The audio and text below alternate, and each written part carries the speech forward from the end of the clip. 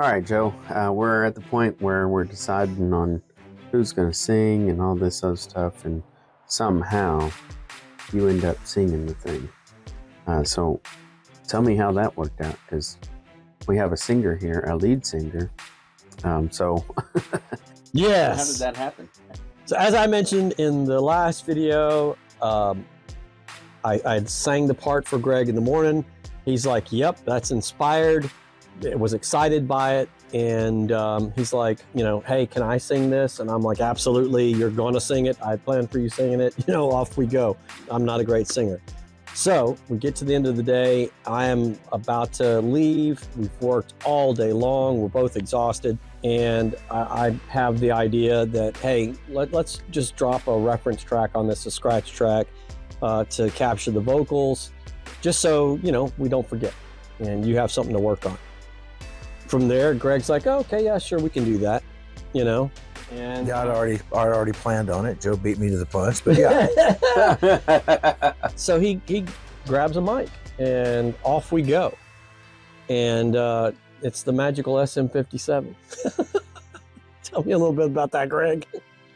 Yeah, so since we were just doing a scratch track that I was going to use later for reference, we didn't really care about quality.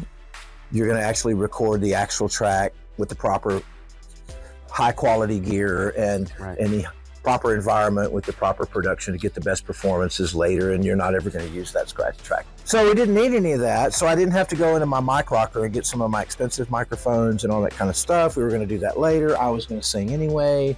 So I went in and grabbed a quick, easy mic, a Shure SM57, but it didn't matter. I'm like, yep, here you go, Joe. I plugged it in, wired it up, armed a track, got a signal. No mic stand, yeah, no pop screen. Yeah, nothing. No isolation booth, with nothing, just because we're going to throw it away. And he sang, one take, boom, hey, good job, man, have a great day. Well, call me when you're free and we'll schedule the next session.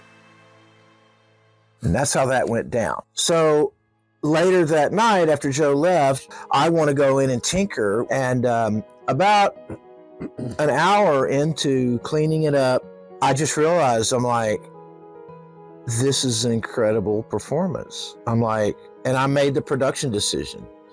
I'm not singing the song. Yeah. Joe's going to sing it. Not only is Joe going to sing it, but we're going to use that take. We were so blessed to do that, Joe, for you and I to say, just let's do a scratch track, because that whole weekend and everything he went through was funneled through that performance.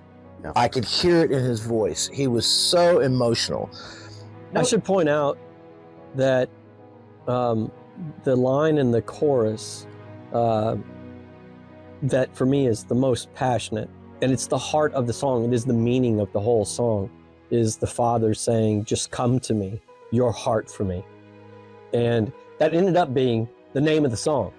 And I think the final point for me is that this is indicative of God's behavior in humanity all throughout history, is I will take the lesser vessel, the broken vessel, that with their heart for me, I can do all things. Exactly.